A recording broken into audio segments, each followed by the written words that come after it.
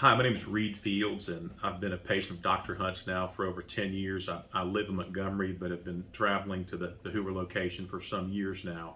Um, Before I found Alabama Vein and Medspa, I had ropey veins on my knees, varicose veins, just unsightly. I really didn't know it was a health issue. I thought it was really just a cosmetic thing. And through their education and advice, I learned that no, in fact, this is a medical concern. And through several treatments, they were able to get my legs looking back to normal, my circulation back to normal, where I had the confidence to wear shorts, bathing suits, that type of thing, and live a normal life. But these things are hereditary. They're in my family. I think everyone has them in my family. And I unfortunately grow them like weeds. They come back and they come often. After several treatments, and this was in late 2021, Dr. Hunt had pulled me aside and said, you just keep having these vein issues and we can keep correcting them, but let's make sure there's not any underlying conditions that's causing this. Well, of course, at 45 years old, my hairs on the back of my neck start to stand up and I'm wondering, okay, what else could this be?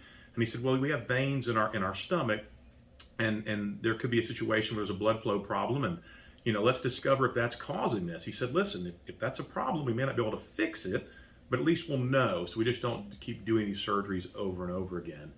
So he suggested that I have a CT scan of my abdomen, which I did, and within a few days, I'll never forget, he called me up and says, listen, I've got good news, abdomen looks fine. There's no issues with your vein there, but he said, there's something about your appendix, and I just don't like the way it looks.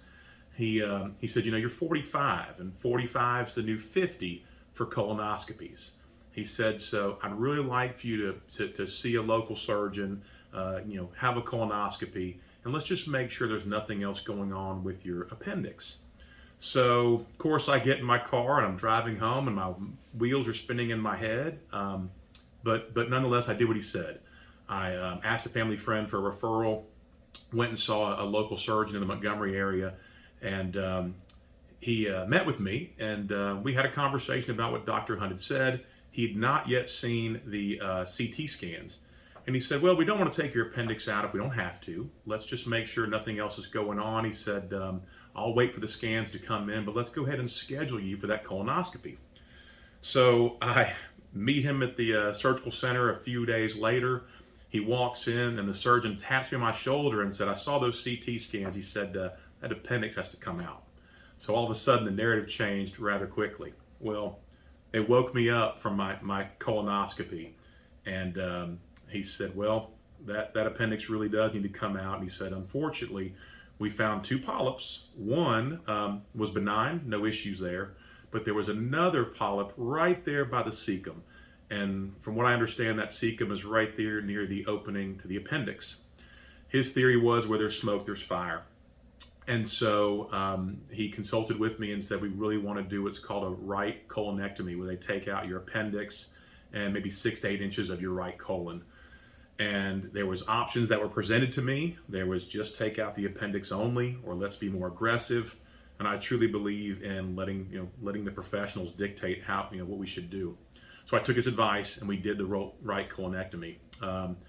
I spent about 4 to 5 days in the hospital. Had 4 or 5 nice incisions in my abdomen from having this taken out. But this is where things really took a turn, I guess, for the better. So doctor came in maybe 3 or 4 days later after pathology had looked at this thing, and it turned out I had a grade 1 neuroendocrine tumor of the appendix. And it was larger than they would have liked to have seen. It was near the surface of the appendix, and I learned the appendix is not a very good container of cancer cells. And so they took multiple lymph nodes in the area, did a lot of blood work to make sure it did not spread, and thankfully it had not. I came here once again for cosmetic reasons. Turned out these were things that needed to be done to help the circulation of my legs and provide a better lifestyle for me. But it turned out these things that I thought were just not a big deal ended up saving my life.